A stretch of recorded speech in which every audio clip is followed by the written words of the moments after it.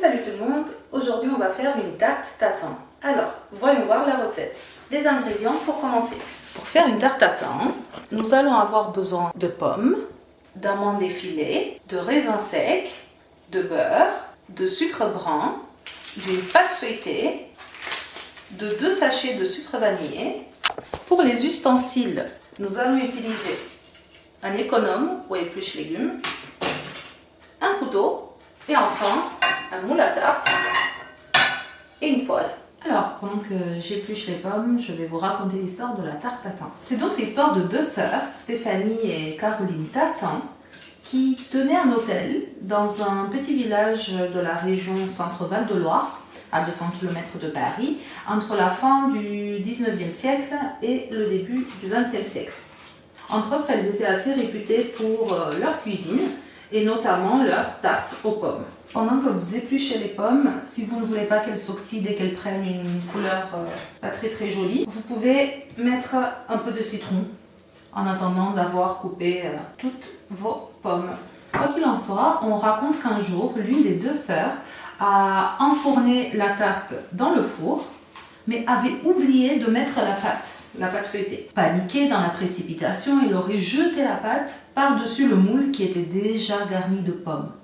C'est pour ça qu'on appelle ce type de tarte renversée, avec le contenu d'abord et la pâte par-dessus, une tarte tatin. Voilà, les pommes sont épluchées, on va pouvoir les couper maintenant. Pendant qu'on coupe nos pommes, on va faire fondre le beurre dans la poêle. Pendant ce temps-là, on va revenir couper les pommes grossièrement. Pour me faciliter la tâche, je les coupe comme ça, dans des tranches pas plus épaisses que ça, pas plus fines non plus. Vous faites la même chose avec toutes les pommes. Vous vérifiez de temps à autre le beurre. Quand il commence à fondre, vous ajoutez la cassonade et vous laissez tout ça caraméliser. Toujours à feu doux, on ne veut pas que ça brûle.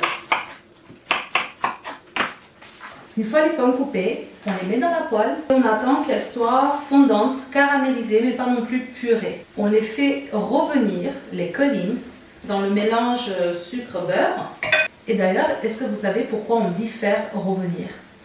Tout simplement parce que c'est ce geste. Facem să se întoarcă legumele, fructele, orice am avea în tigaie. On fait revenir. Et vous pouvez couvrir avec un couvercle pendant 5 petites minutes. Après, on va vérifier la cuisson. Pour ceux qui aiment les raisins secs, vous pouvez les ajouter à ce moment-là. De même, il y a ceux qui rajoutent de la vanille ou du sucre vanillé. C'est ce que je vous disais, les 2 sachets de sucre vanillé. Mais j'ai un autre petit ingrédient secret qui fait fureur à chaque fois et qui donne un goût extraordinaire. Ce sont les fèves tonka. Voilà, ce sont des graines de cette taille qui ont un parfum très aromatisé, un peu entre le caramel et la vanille. En fait, ça sent l'amaretto, je trouve. Ça donne un petit côté amande amère. Et ce que je fais, c'est que je fais infuser 1 ou 2 fèves tonka dans le mélange.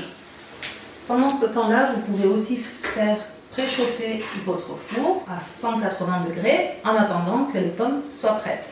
Si ça laisse beaucoup d'eau, comme c'est le cas ici, on enlève le couvercle et on baisse le feu un petit peu. On sait quand c'est prêt, quand les pommes sont bien caramélisées. Alors on peut couper le feu. On n'oublie pas d'enlever la fève tonka. Et vous prenez les amandes feuilletées, vous les mettez dans le moule, tapissez le fond. Ensuite, vous venez renverser les pommes avec les raisins secs dans le moule. Vous faites attention à bien répartir tout le contenu un peu partout. Et voilà, notre tarte est presque prête à enfourner. Il vient le moment de mettre la pâte feuilletée. En France, les pâtes feuilletées et les pâtes à tarte en général, pas uniquement feuilletées, sont rondes pour coller parfaitement à la forme des moules à tarte que nous avons. Ici en Roumanie, c'est un peu compliqué pour moi d'en trouver, mais bon, c'est pas grave. On peut faire d'un rectangle un rond. Alors, on va mettre la pâte comme ceci. Et on va faire attention à bien enfoncer les bords. Vous enfoncez les bords comme ceci. On n'oublie pas de la piquer avec une fourchette. Et voilà, notre tarte est vraiment prête à être enfournée. Alors c'est parti pour enfourner pour une vingtaine de minutes à 180 degrés. À tout à l'heure. Ok, ça fait 20 bonnes minutes. La tarte a commencé à être dorée. Alors on va préparer une assiette et on va se préparer surtout à la sortir.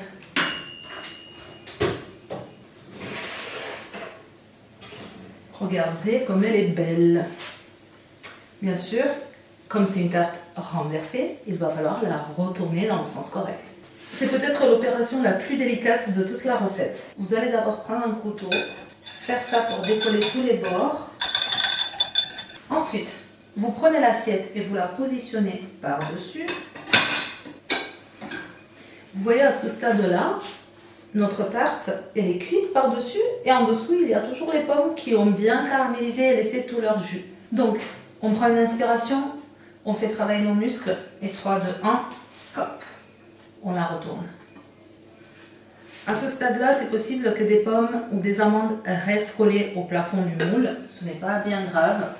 Nous allons pouvoir les faire descendre après. Alors, on tapote légèrement et on la retourne. Magnifique. Comme je vous le disais, les petits morceaux qui sont restés ici, vous pouvez les gratter et les ranger après par-dessus. La pâte est bien croustillante. Les pommes, quant à elles, sont bien moelleuses, caramélisées. Les raisins secs sont bien cuits aussi. Et les amandes restent croquantes. Voilà, notre tarte est prête à être dégustée. Vient mon étape préférée, on va pouvoir la couper.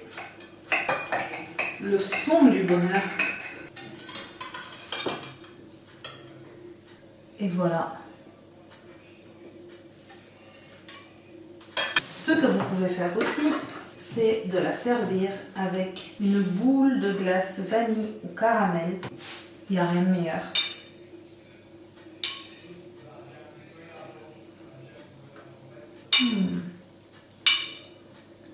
C'est chaud, mais c'est très bon. Laisse-moi un commentaire si tu connaissais cette recette ou si tu as envie de l'essayer.